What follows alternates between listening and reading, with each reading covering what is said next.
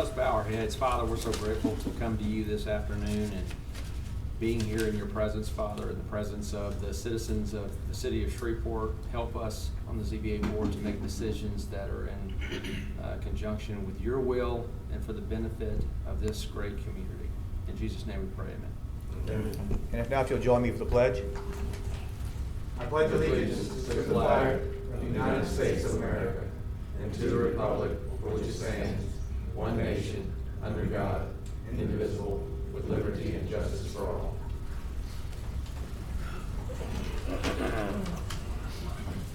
Welcome to the regular scheduled public meeting of the Zoning Board of Appeals of the Shreveport Caddo Parish Metropolitan Planning Commission. For public hearing agenda items, if you wish to make public comments on an application, we have comment slips at the speaker stand next to the podium. For future notification purposes, it is very important that you fill out a slip and drop it in the box when you come forward to speak. Please state your full name, mailing address, and zip code before addressing the board. We will call each case on the agenda in order and hear first from the applicant, then those speaking in favor. 10 minutes are allotted for the principal spokesperson and 3 minutes for each additional speaker. We will then hear from those wishing to speak against an application. Again, 10 minutes are allotted for the principal spokesperson and 3 minutes for each additional speaker. One representative of the application may then speak in rebuttal if desired. After hearing comments on each case, the board will then immediately deliberate and vote on that case before moving on to the next case on the agenda. Please note that when the board is deliberating, members of the public are not permitted to comment. Any member of the public may request a copy of the board's decisions on a particular case by contacting our office at 318-673-6480 after 1 p.m. tomorrow, or by accessing our website at shreveportcaddompc.com. All ZBA decisions on variances to zoning within the city limits of Shreveport are subject to appeal to district court. All ZBA decisions on parish variances to zoning are subject to appeal to the parish commission. All ZBA board decisions on special exception uses within the city limit of Shreveport are subject to appeal to city council. And all ZBA board decisions on parish special exception uses are subject to appeal to the parish commission. Please note that it is your responsibility to contact either district court or the parish administrator's office about their procedures as related to the matter you are concerned with. Copies of this document and the phone numbers to contact the governing bodies are available on the table next to the podium and in the entryway to this room. As a courtesy, please remember to turn off all cell phones while the ZBA is in session.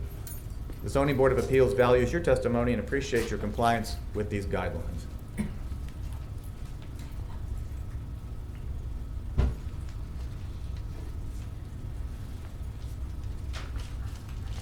All right, what do we hear for the approval of minutes from May 18th, 2022? I move to approve. I second. A motion by Mr. Hendricks. Is that Mr. Woods? Second. Yes.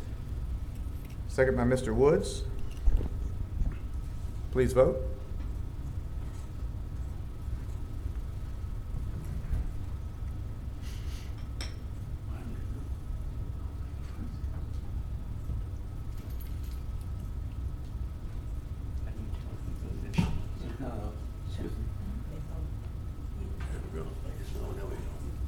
All right, please vote.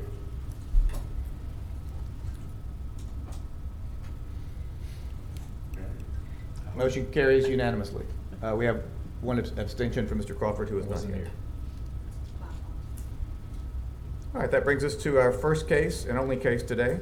Case number 22-9-BAC, special exception use, 2500 Centenary Boulevard.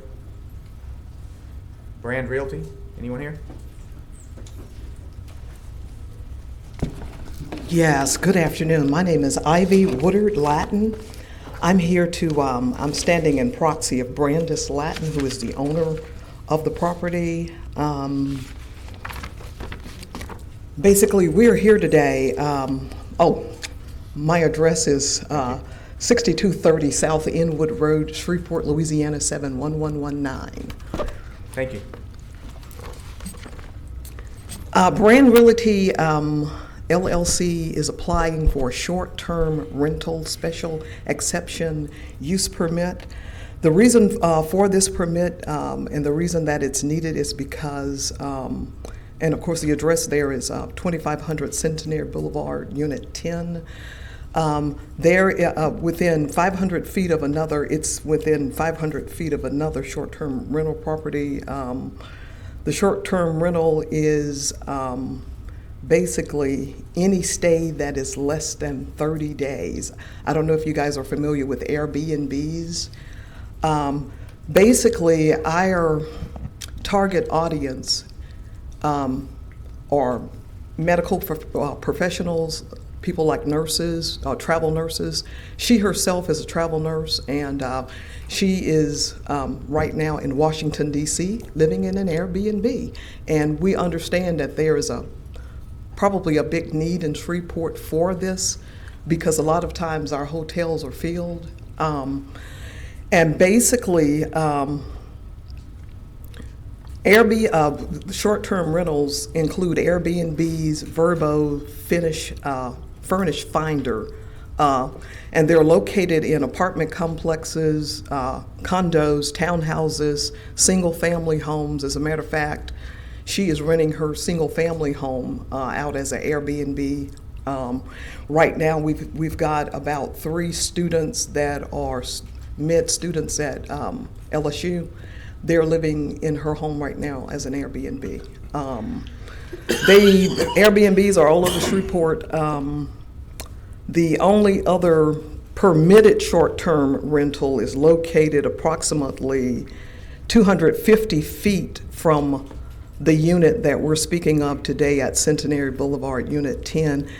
Therefore, the vicinity is not considered an oversaturation. For this particular Airbnb, we will have no more than 6 guests to live there at any one time. Back on May 16th at 10:30 a.m., we did do a Zoom meeting with the Homeowners Association there. Nobody showed up. But we did talk with the Homeowners Association president, Mr. Sean Cooksey. Basically, what we found at the Centenary Townhomes is that several of these units are rental properties for LCCs. But as far as a Airbnb, the unique thing about an Airbnb, you don't have a long-term renter there. These people and these properties are not rented out for parties. These properties are rented out for people to come, experience Shreveport, leave. And again, like I said, our target audience is travel nurses, medical professionals, and travelers alike. We've done the single family home over on Montego Drive for the past almost 2 years, no problems whatsoever. And the other unique thing about an Airbnb, they require us to upkeep the property. I've got pictures, I'm sure you've got pictures of property that look like it's in pristine condition, but I've taken some photos today. These are some of the improvements that we've made to that property, and the property value has already gone up. And I'm proud of this work because I oversaw it myself. So it's mainly about taking these properties and turning them around to make them luxury living in Shreveport. Now, there are some photos that I did take today. This is just the inside of the unit. We had spoke with the Homeowners Association to find out what exactly that they had planned to do about the outside of some of this property. And as you see, weeds have grown up, the flower beds are unkept. The siding on these units, I mean, the least they could do is power wash them or replace the siding. What we plan to do with the property that we have, of course, I've already had some painting done, And we're going to try to move forward with some power washing or something to bring these properties up to standard. The property next door to this property is vacant and has a broken window. And as you see in those photos there, that could definitely use a power wash, and we could do something about those flower beds. That's a piece of property that is in vicinity of the property that particular house is for sale.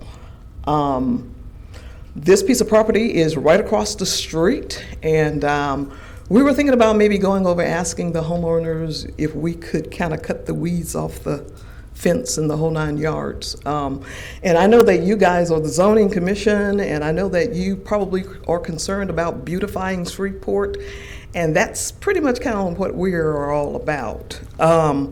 If you can't find it in your heart maybe to give this piece of property a chance, if you can just give us maybe a stipulation or a 30-day period or some kind of period so that, you know, we can prove ourselves, we're willing to do that as well. And we're willing to prove ourselves to the homeowners association there along with the neighbors. We're all about trying to improve the property and not bring it down. And again, this property is mainly for short-term rental. All the other times, we will be in there making sure, because we have to make sure that the property is attractive, number one, for people to want to stay there. Because the pictures go online, and we can't lie about the pictures, and people with Airbnbs and Vrbo and the other outlets that allow us to rent these things out, they are very strict in making sure that these properties are upkept and that it's somewhere that somebody from outside of Shreveport would want to come to stay.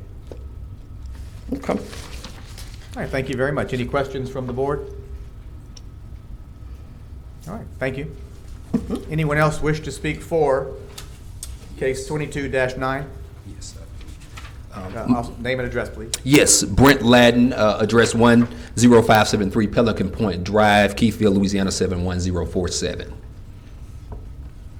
Yes, sir. All right, yes, so I'm also a part of this awesome young lady's work, and speaking for passing or allowing this to be an Airbnb. I'm pretty sure out of our crew here, there have been a lot of people that have either been in Airbnb, and I'm pretty sure a few people own Airbnb, so we know what they can do. One of the good things that you can look online and see that one thing that Airbnbs, they allow is an increase in property value. One good thing about our Airbnb, and specifically this location, a lot of times you can actually make more money with an Airbnb than renting. And at the same time, with that opportunity to do Airbnbs, you're able to really make sure that you get some people in there that have good credibility, that's not going to trash the place. And we know sometimes with renters, they will come in one way and leave out another. I'm pretty sure you all have faced that many times. So that's one good reason about this investment that will be good in being able to overturn the decision and to make it available for that. Of course, economically, a boost for the area. And one thing that we sometimes lack in our area and in our neighborhoods is being progressive. This is a progressive approach that is honestly not going to slow down. I won't be surprised. I'm pretty sure that this influx has happened before, but more and more people that are looking to invest in our community, especially in our inside the city limits, will be looking to do this. As she stated before, she already has a property in the Southern Oaks area. If you're not familiar where that is in the Southern Hill area around Dean Road, which is doing very good. She hasn't had any problems with her neighbors, and she's owned that property for, I believe, 5 or 6 years now. So we've seen some very good things from that. As I stated before, there is a lot of accountability to where there wouldn't have to be a fear of having people to trash the area or to mess up the area. And as I say, I'm a business owner here in the area, so I love seeing entrepreneurship, and this is allowing even someone that is not currently here to really invest in our community. So I really believe that this can be a great value add, not only for Shreveport, but for that neighborhood as well. And as she stated before, there was an opportunity for different people in the neighborhood to do a Zoom call, but the president of the HOA, actually, he had no problem with it. So if he is the representative for the body of the HOA and he had no problem, I think this is something that can be very good for that neighborhood and for our areas. So thank you all so much. Thank you, Mr. Ladden. Any questions for this, Mr. Ladden? Thank you. Anyone else wish to speak for case 22-9? Anyone wish to speak against 22-9?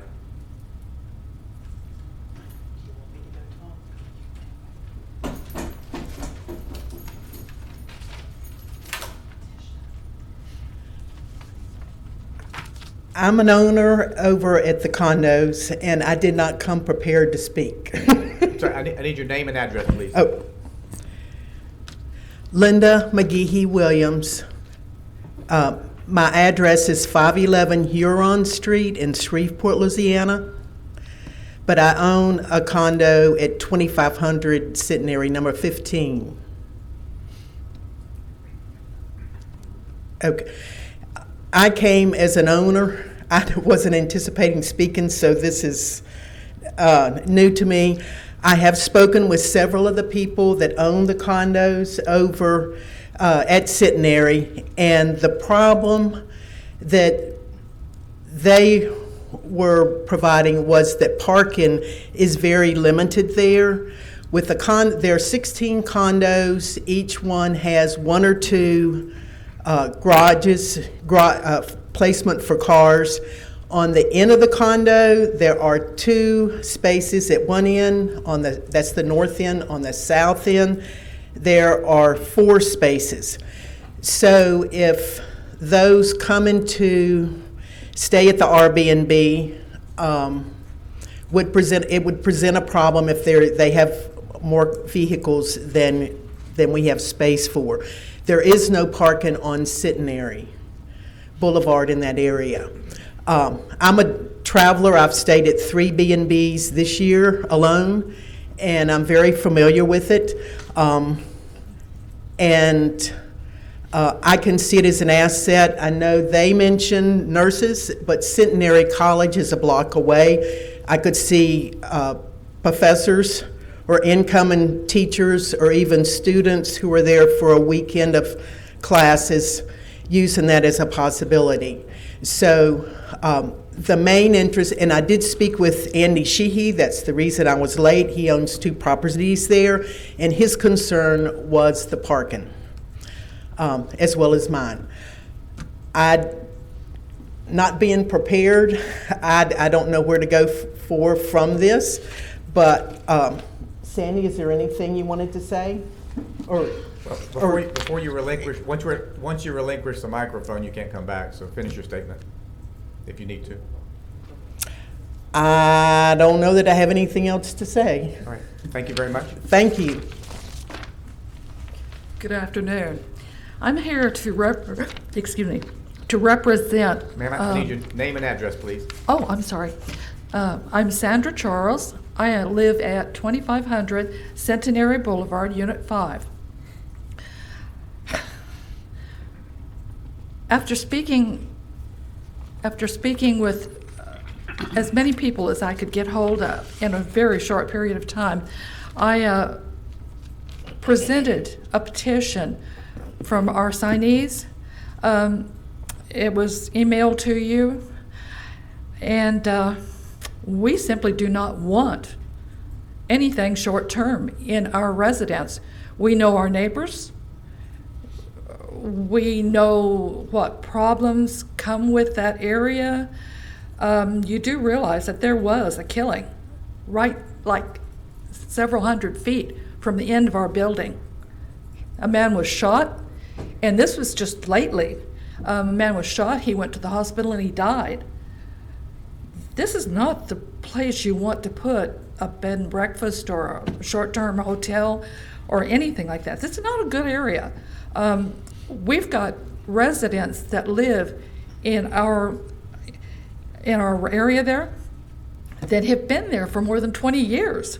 These people are long-term residents. They don't want to move, and they do not want anything like Ms. Brent is proposing. They do not want it. I think it will devalue our property. I think there will be a serious problem with parking. I think that if they let it lease out short-term, that it will, we won't know who's in there,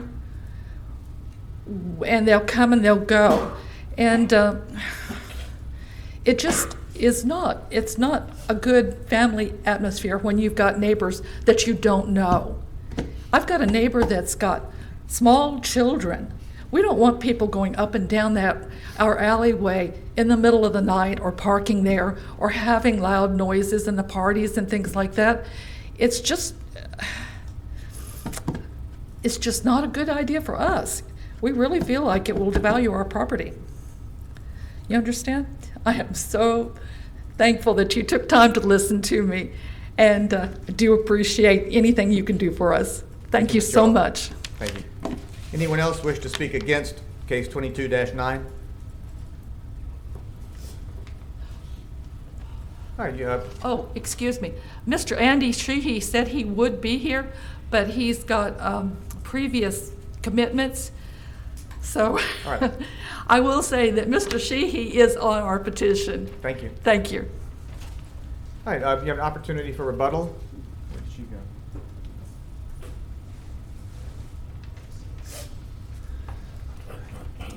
Thank you again for this opportunity, and thank you all for your comments as well. One of the things that we definitely want to specify, because we know parking is a little bit shorter over there, through Airbnb you're able to specify, which I'm pretty sure everyone knows, you're able to specify where people can park and how many cars can be there under your booking. So that's one thing that we did discuss, and in the listing we would make sure to say, well, look, there are only these allotted spots, to make sure that it doesn't disturb the people that are there long term. And I heard so many things that are true about that area, but really about any area in our city or any metro area, honestly, in the United States, between the crime and knowing neighbors. I've owned 3 homes, and I can count on my hand the neighbors that I've known in my community. So I don't think that would be a negative thing. And I know something else that was mentioned about just knowing people, but renters can also be short-term as well. So I think so many of those things, even the killing, which I'm so sorry that did have to happen, but we know in our community and communities all across America there are killings everywhere. And I don't think that is something that a short-term renter would definitely bring on, is more violence. If there's violence already there, I don't think a renter or a short-term person would bring that on. As far as devaluing the community, like I said before, there's shown data that Airbnbs actually help to increase the value. As I said before, you're able to get a lot more profit, and I see a lot of business owners up here, so if we can get more profit, that's always better. So when there is more profit, that means that there can be more investment back into the location. And as it was stated before, there are some areas that aren't already even occupied, so I think this can only enhance the community. And like I said before, those things that happen in neighborhoods all across the country, all across the world, those are those specific people that commit those crimes, and those aren't necessarily associated with people that are coming in to do short-term renting. Mr. Ladden, I have a question about the unit specifically. How many parking spaces does it have in the underneath garage? That unit only has, there are only 2 parking spaces for that unit. So is that what you will advertise, or will you also include one of the outside? Honestly, I know that we're willing, we just want to work with the HOA, so if they tell us, hey, look, you've been permitted to do this, that'll be a plus. So if they say you can only use those 2 spaces, we will welcome those 2 spaces. No rebuttal, and make sure that that's included in. Right, and the second thing is we don't have any jurisdiction over HOA agreements or any kind of covenants with neighborhoods, but indicated on this letter that they said that their bylaws don't provide for this type of business. Have y'all been in communication when you purchased the property? Yes, she's been in communication. Well, hold on, he'll have to speak. I'm Yeah, sorry. I had to speak as only one person. So, yes, there has been communication, and let's be honest, probably most bylaws don't have anything specifically for an Airbnb. But in a lot of guidelines and in a lot of other areas, it's in the same type of vein as a renter. Okay, so I guess if this gets approved and enough homeowners in the complex are against it, I mean, they could have the HOA go to court over this, and that could be a remedy for them, I suppose. Right, and that is true. We would hope not to go that far, and we would obviously consider it as a disappointment for what we really think it can do to a place that really, with the type of investment, at this point, it's only, the property was purchased specifically for Airbnb, so it would be a disappointment rather, but it would be something that we would have to tarry with at that time. Okay. Any questions, any further questions from the board for Mr. Ladden? I have a question, Yes. please. It bothers me that the purchase was made knowing that this would be a violation of the zoning law. Mr. Brown, no, actually, when the purchase was initially made, it was acknowledged that this wouldn't be able to be done. And to be honest with you, that's some due diligence and some learning on our end. So that was a mistake on our end. But we thought like another property that was done, and she's consulted with other people that have had Airbnbs. We didn't think this would be an issue, so we found this out after purchasing. Right, and I think that's what I'm saying, is it was a after effect, and it was a lack of due diligence on the part of the buyer. And you know, we're looking at now somebody who is not who's not going to be an owner or a long-term renter, or a permanent resident. And so I think it changes. We're not having an individual buying the property and using it for a rental property, as one of the other speakers talked about. But we're now talking about a company owning property there and renting it out. Once we make that kind of decision about approving this kind of thing, I think we set a precedent that puts us in a bad position for future similar situations. So I only raise that from the standpoint of looking at this particular property being a single-family residential facility, and then suddenly changing it to a multi person rental unit. So it just bring it up. I think that's bothersome. Right. Well, Mr. Brandon, like I said before, the progressive approach is this will actually start to be more and more common because of people investing in these type of properties and turning them to Airbnb. So we think definitely progressively and for the future, this will actually create more of a staple for what goes on. And that may be true, but I think that means that every time one of these issues comes up, it's going to come back to us as a zoning board. If the ordinance was written to protect people from exactly this kind of thing, then I think it needs to go back to the council to make a new ordinance that would allow it, rather than setting a precedent that would make us liable in the future. Any other questions? Thank you, sir. Thank you so much. All right, what do we hear? Mr. Chair, I move that we approve the special use. Motion by Mr. Woods to approve, I second it. second by Mr. Hendricks. Mr. Chair, Yes, Mr. Clark? could we just interject just a little bit? We're as you know, this is a new process that we're truly finalizing. We're steadily tweaking, but it's important to realize that if you're inclined to award the special exception use approval, the zoning administrator will be able to restrict the number of cars in accordance with the parking requirements, and he can add those conditions to the approval. If they're in violation of that, he will have the authority to cite the owners of the Airbnb or short-term rental And if there's continuous violation of those requirements, he will have the authority to revoke that approval. Just wanted you to be aware that that's what our conversation has been about over here, because we see the same things that you're looking at. And we see only 2 parking spaces. And those are the 2 parking spaces that are a part of the unit. And if that's not abided by or not adhered to, then the zoning administrator would have the authority to take enforcement actions against these owners. All right, thank you, Mr. Clark. I guess I just want to, make a statement and go on record, as I encourage people to do.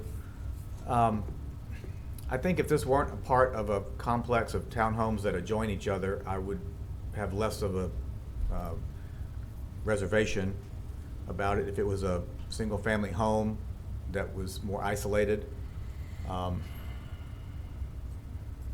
But I hear what the tenants are saying. There's 9, there's not, on the petition, there are 9 of the 16 have voiced opposition to it. Not that we do head counts, but that is a significant, for me, factor in this particular case. I know that more Airbnbs are coming, but and if this one is approved, it's not like the whole unit can become, unless they come before us for a variance because of the 500-foot rule. So that's just kind of where I'm thinking about my thought process on this particular case, just to kick off some discussion if there wants to be any. I'd like to make a comment as well. Yeah, Mitch Hendricks. I think this can be a good thing. If anyone has a business, they want their business to be attractive. I noticed some of the pictures that they brought in, it's showing some of the weeds growing upside the building and the building power washed. If a person owns a business and wants to attract people to come into it, you're going to clean your business up. You're going to clean the place up. You're going to keep the weeds down off the walls. And I believe that you're going to keep your business power washed. And that could be an asset to the others that are there as well. Maybe the others would take and follow suit. Let's all of us keep our weeds cut down. Let's all of us get our power washing done. And that will bring the total area up. That's my belief in it. I agree with that. I think in this case, the homeowners probably pay a fee and should be talking to their homeowners association about having those things done. If they're not getting their money's worth. Right. I don't, unless they're responsible for their own, which I assume is a collective fee for grounds maintenance and so forth, and exterior maintenance. I know roofs are not included in that. They have to put their own shingles on and repairs, but the flower beds and things like that may or may not be included. And it may be incumbent, or it may just be the choice of this particular business owner to clean up more than their share to make the whole place look better, which she alluded to. Yes, sir. Mr. Brandon. Dr. Brandon. I have gone by the property and looked at it more than once in the neighborhood. And I think it's one of the more attractive properties in that area. So I think this, we all run into problems where the house gets a little dirty or there's broken things here or there, and it's not the pristine neighborhood, but this is probably the nicest property in the neighborhood. So once again, I'm just kind of saying that the city set up an ordinance to try to protect against this type of thing, and now we're going to give a variance to allow it. That bugs me a lot. I will say, Dr. Brandon, that is our purpose. I understand. We are the mechanism for variances and special exceptions, so the ordinance can't address every particular situation. So if that were the case, we wouldn't be here. But for sure. But I understand your comments as well. But in the variance, because there is one closer? Correct. So the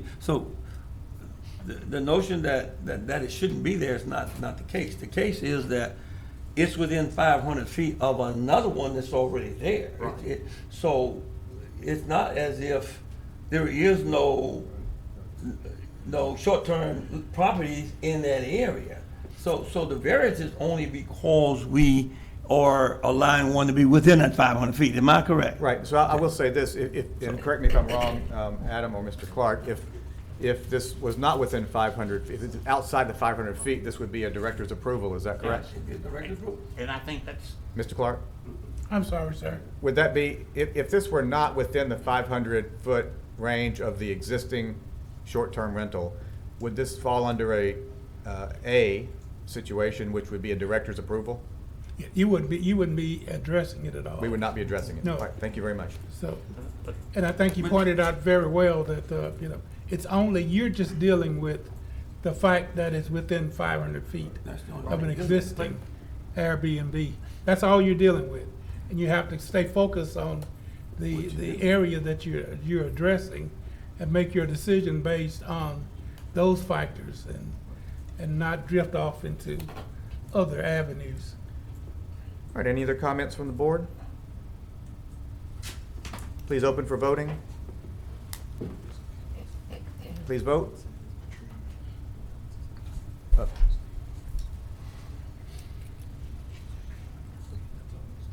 right, motion carries 6-1. All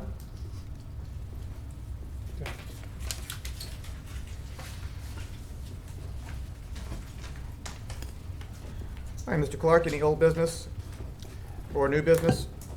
I think that two of the board members were not able to attend the pre-briefing meetings, so I'll just reiterate some things that I'd shared with you. First of all, let me welcome Dr. Brannon to the Zoning Board of Appeals. We're very honored that he's agreed to serve his city in this capacity, and we're looking for great and wonderful things from this board.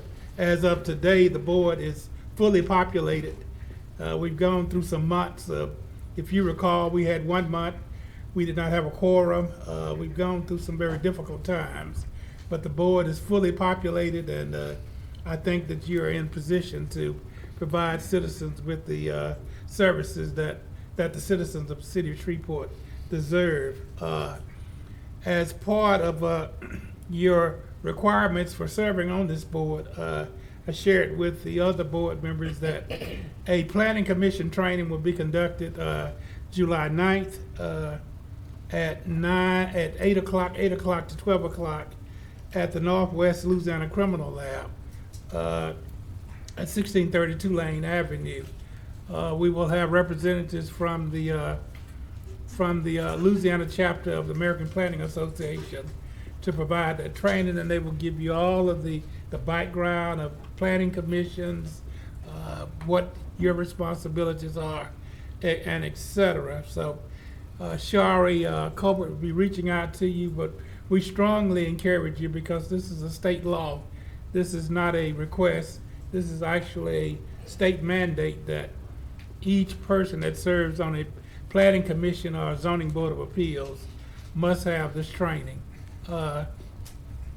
We will be on the next meeting in July. We will be going through the process of determining the terms of office that you will serve. As I shared with you earlier, this is a recreation of the Shreveport Zoning Board of Appeals, because it once was the Zoning Board of Appeals, Shreveport Zoning Board of Appeals, and Caddo Zoning Board of Appeals, but it is the recreation of the Shreveport Zoning Board of Appeals. So you will serve 5-year terms, but they will be 5-year staggered terms. So just for informational purposes, 2 members will serve an initial term of 1 year, 2 members will serve an initial term of 2 years, 1 member will serve 3 years, 1 member will serve 4 years, and 1 member will serve 5 years. We will do those draws, those lots in July, and we will that will determine the terms that you will be serving.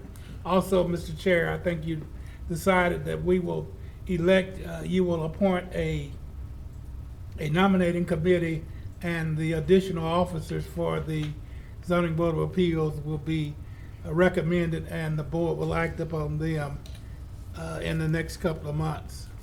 Yes, I'll impanel the nominating committee in July, and we will hear recommendations and vote on the officers in August. And lastly,